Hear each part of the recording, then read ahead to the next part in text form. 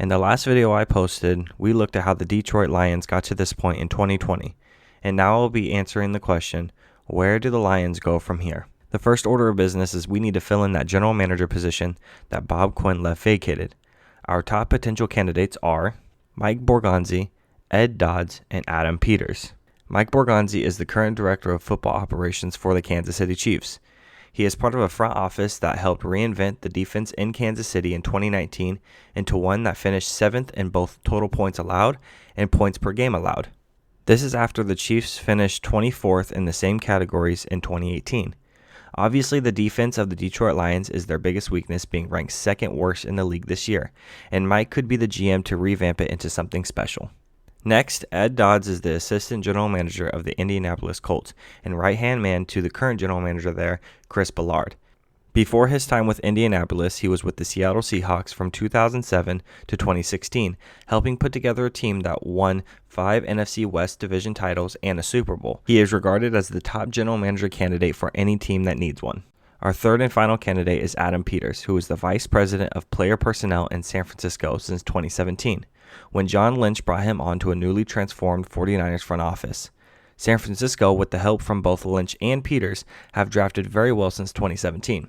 Prior to his time with the 49ers, Peters spent 8 seasons with the Denver Broncos as a regional scout and then also the position of director of college scouting. Denver in this time had 2 AFC championship teams and a Super Bowl winning team also in 2015, with the help from the players that Peters helped scout. I know I didn't have much to say about each one of the GMs, but ultimately my decision was pretty easy for the new general manager, and that would be Mike Borganzi. Mike has been with the Chiefs for 10 years and helped turn that organization into a Super Bowl winning team. He originally joined the team as the college scouting administrator and then climbed the rank 6 whole times until he got to the position he is at now. Clearly someone with an impressive resume and someone who will be sought after in the 2021 offseason by any team that needs a GM, not just the Lions. Now with Mike filling our general manager position, we will take a look at the coaching candidates for the Lions next. And whoever takes on the head coaching job in Detroit will be walking into a team that has a few good pieces to work with, but a lot of work is still left to be done. Our first potential candidate is Eric Bieniemy. Eric is the offensive coordinator for the Kansas City Chiefs, and with my pick for general manager being Mike Borganzi, Eric is the most obvious choice here. With a core of Matthew Stafford, Kenny Golladay, TJ Hawkinson, and DeAndre Swift, the job becomes a little bit more appealing. He will be difficult to pry away from Kansas City this offseason, but with Mike at the helm, he should be able to close that deal. Second is Matt Aberflus. Matt is the defensive coordinator for the Indianapolis Colts, and the Colts have been turned into a top-tier defensive unit by him. He is one of the no-brainer picks for a defensive coordinator to become head coach if you're looking for a defensive-focused mind. He has interviewed with a number of teams in the past for a head coaching job, and he will get a good recommendation out of head coach Frank Reich and the rest of the Colts organization, who speak very highly of him. Third is Robert Saleh. The defensive coordinator for the 49ers is the favorite for most people to get the job in Detroit. Robert was a Detroit Lions fan growing up, actually, being from Dearborn, Michigan. The 49ers defense in 2019 was ranked second in the league, and more specifically, third in pass rush and first in coverage defense. These are 2 of the biggest holes for the Lions, on defense specifically. And even with the injuries that the team sustained this year, they are still ranked in the top 10 for best defense in the league. And our last potential candidate is Jim Harbaugh. The current Michigan coach would bring an impressive resume from his time as the head coach of the San Francisco 49ers. The 49ers, in that time that he was head coach, reached 2 NFC championship games and 1 Super Bowl. In those championship games, the 49ers would lose to eventual Super Bowl champs in both years. Bringing Jim Harbaugh back into the NFL without making him move away from his home now would be the biggest appeal for him. And if he can possibly pry away offensive coordinator Greg Roman from his brother in Baltimore for a reunion, it could work out well for this reboot. So, who's going to be the next head coach for the Detroit Lions?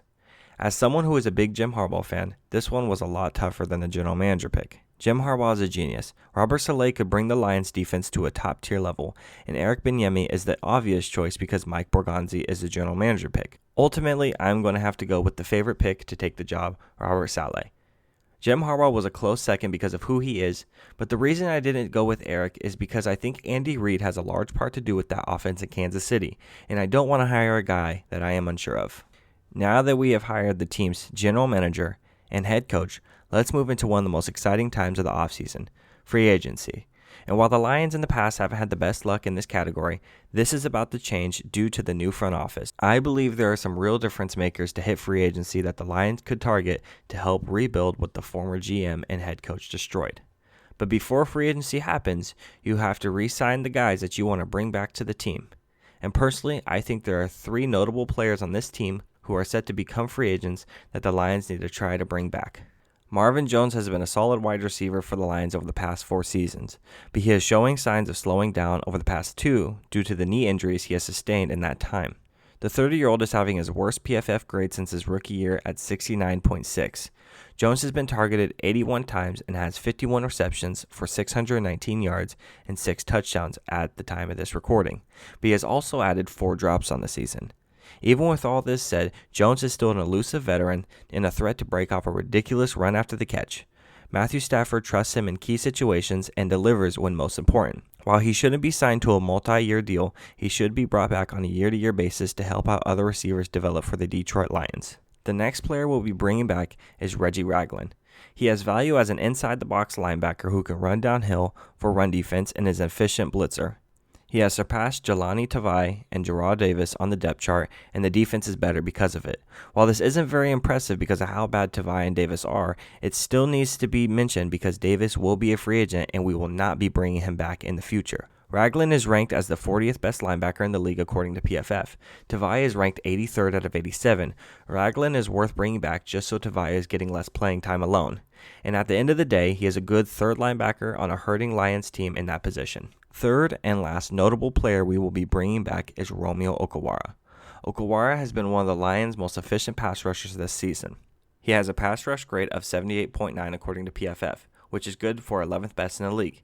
And he also has 26 tackles, 7 sacks, 2 forced fumbles, 34 hurries, 8 quarterback hits, and 49 total pressures. The 25-year-old passer's skill is scheme transcendent, meaning he will be effective no matter what scheme he's thrown into and is easily the must sign for this team. Now, I know there's some players that I didn't go over because we are not going to be signing them, and you're probably wondering where these players are. Let's go over them quickly. Harman, he has done extremely well in this role that he has played for Detroit, but I think there's a safety that we should go after instead in free agency. Alday, the signing you were probably waiting for and didn't get. He is the best offensive weapon on the Lions currently, but he will be asking for top 10 wide receiver money, and I think I'd rather draft a rookie than pay the ballpark $18 million a year for him. Gerard Davis. I think Matt Patricia actually did a good job giving Davis a role he can fit into on this defense. I just don't know if that same role will be there for him in the next scheme that the head coach implements. And lastly, Everson Griffin. Griffin has actually played well since coming to Detroit mid-season, but I highly doubt Griffin is going to return on a value contract, so he'll be walking in the offseason. Now, there's only 2 big-name free agents that I think the Lions could possibly swoop in on, and those players are safety Anthony Harris and linebacker Levante David. While the Lions used back-to-back third-round selections in the draft on safety position, Tracy Walker and Will Harris, the Lions haven't gotten the results that they have wanted out of them. That's one of the reasons why Detroit traded for former New England Patriots safety Harman the last offseason. But Harman will be a free agent himself in 2021, and like I already went over, he will be let go this offseason, so there will be an opportunity to actually upgrade. Not only is the 6-year veteran one of the top players at his position scheduled to hit the open market, but he has also spent his entire career with the Minnesota Vikings. A division rival that the Lions have to play twice a year, Detroit has already done their fair share of scouting Harris, and because of this, they understand his strengths and weaknesses better than most other teams do. Since we let Harman go this offseason, we really need to go after Anthony Harris and throw all the money we have at him. But we need to make sure that we have enough money for Levante David. If the Tampa Bay Buccaneers actually allow Levante David to hit free agency in March, the Lions should absolutely pounce. David is an absolute beast and a monster in the middle of the defense. The former All-Pro has registered triple-digit tackle totals for 7 of his 8 seasons in Tampa Bay prior to 2020. So far this year, David has posted 93 total tackles, 10 tackles for a loss, and 2 sacks through 12 games. In Detroit, David would not only solidify the front 7, but his presence should help mentor the careers of young linebackers like second-rounder Jelani Tavai and Reggie Ragland.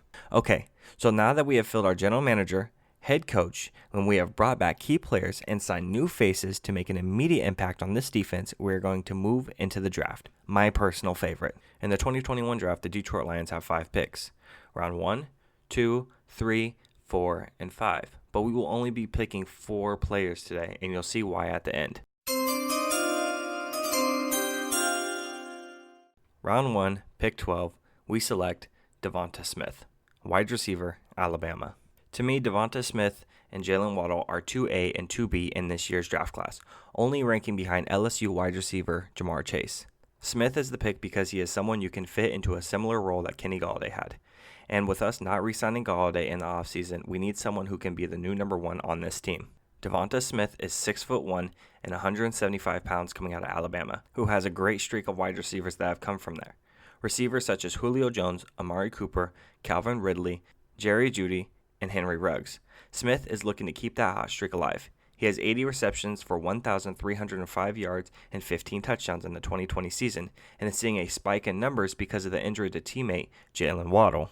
Smith has reliable and soft hands in any area on the field, and he has no fear when entering a crowded middle of the field, but he is also reliable to make the routine, wide-open catches also. He has some of his most success on in routes and welcomes cornerbacks to press him at the line of scrimmage. He has great foot movement to create the initial space and has great stud release at the breaking point of a route. Smith is uber competitive, and it shows on the run after the catch effort he displays consistently. While his raw athleticism will never jump out at you, he is a consistent playmaker who seems to always be around the ball in crucial moments. But some of his biggest knocks on him is he is very thin in the arms, waist, and legs, and his lack of mass shows up when trying to fight through contact. He can, on occasion, get jammed up on pressure at the line of scrimmage by someone who is very talented in that field of play. If he is unable to create the separation early, then the matchup is unfavorable to him because of his lack of strength and his inability to straight up just muscle out the opponent. And lastly, his route running could use some work, but he does show plenty of effort and fortitude following the catch. I would like to see him gain 10 plus pounds in the 2021 offseason to help him improve on this size. Round 2, pick 44, the Detroit Lions select Aiden Hutchinson. The new front office is going to be doing something that the last front office failed to do, and that is drafting an edge rusher within the first 2 rounds of the draft. Aiden Hutchinson is going to be stepping into a rotation role to back up Trey Flowers and Romeo Okawara, and hopefully in the near future be taking over the starting role when Trey Flowers leaves in a few seasons. Aiden is 6'5", 278 pounds, and coming out of Michigan. His stats in 2020 are lacking, and that's because he has only played 2 games before having a surgery on his leg. But off of what we've seen from him in the past, he is a smooth athlete for how massive he is. He has good body control and is fluid in space. He has an impressive presence along the line of scrimmage and was asked to play the anchor role on this Michigan defensive line. He is a power rusher, but he has good release at the point of the snap, and he offers heavy hands. Aiden consistently wins off the edge with a rip and dip move. He also plays with a very high motor and never gives up on a play. Hutchinson had a battle with impressive rookie this year, Tristan Wirfs, last year when Tristan Wirfs was still in college, where he was able to get the better of him in multiple snaps. But some of his biggest question marks surrounding Hutchinson is his inability and his injury this season.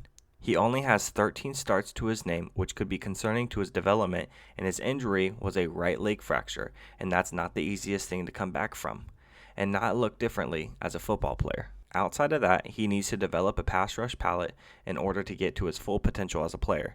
He needs to get more savvy counters and swipes to help himself out on third downs. His numbers for sacks probably won't jump off the page for you, but he can provide solid pressure and a good run defense for the Detroit Lions. Round 3, pick 76, the Detroit Lions select Christian Barmore. While this pick is a little optimistic about him being there at pick 76, I still think there's a chance that he falls to the beginning of the third. With this pick, the Lions are filling in their biggest weakness at interior defensive lineman, and Christian Barmore can help fill this very big talent gap. Barmore is 6'5", 310 pounds coming out of Alabama. He already has a solid and mature upper body for someone that is in college, which makes it hard for blockers to engage and stick to his body. He possesses great raw power and has busy hands that let his frame remain clean, and because of this, he can disengage off blockers easily. He is a prospect that has only scratched the surface of his potential of what he could become in an expanded role. But unfortunately, he is lacking a lot of reps as a starter, and that could be concerning for a lot of teams.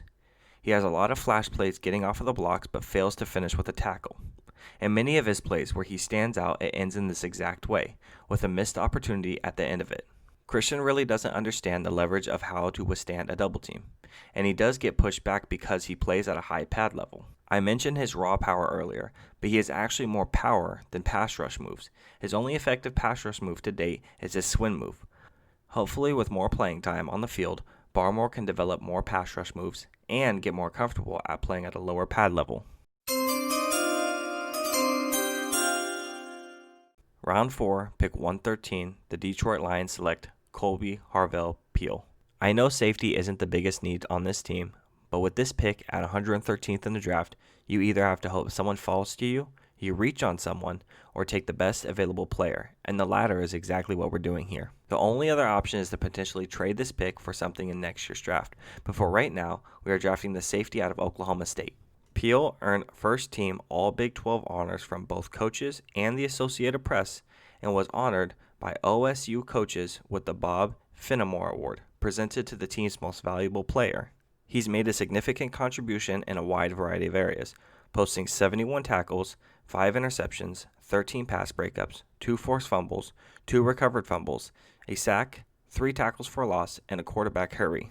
His 5 interceptions ranked 7th nationally, and his 2 fumbled recovered tied for 27th nationally, and is joined by Cincinnati's Javon Hicks as the only 2 players in the FBS who rank in the top 30 nationally in both interceptions and fumbles recovered. He also led the Big 12 in 1.5 passes defended per game, and that ranks 4th in all of FBS. And all of these accomplishments came as a sophomore. Outside of his accomplishments, he has good size and fills out well with a lot of muscle, and with this muscle, he does well in the run game. He's not afraid to come downhill and make a tackle. He's an aggressive tackler that explodes quickly downhill. There's a lot of pop behind his pads. When becoming a tackler, he does a good job powering down, squaring up, and making a nice tackle. He does a good job rolling his hips through his hits. His back pedal is smooth with little wasted movement. He's most comfortable in zone coverage where he can keep the play in front of him. And he's got some versatility to his game, being able to play in deep single high safety, deep half safety, run fill safety, anything other than slot man cover safety really. But he lacks short area quickness and overall agility, and he's a bit stiff in his lower half. He also struggles when he has to play with his back to the ball, and he can get too aggressive coming downhill and can bite in the wrong gap. Colby can definitely get baited by the quarterback's eyes and drift to an open throwing lane, and he also gets too over-aggressive on play action, and because of this, he gets beat on deep balls where he's supposed to be. He likes to come up and make tackles, so his first step is always forward. I really like his support ability in the run and his ability to play the role as a sub-linebacker in nickel formation, but I'd like to see him also try to improve on his coverage and not be too over-aggressive trying to make a play in the backfield. He needs to learn to trust his linemen and linebackers up front, and he can take care of the back end. So, there's one more pick that we do have. Round 5, pick 152.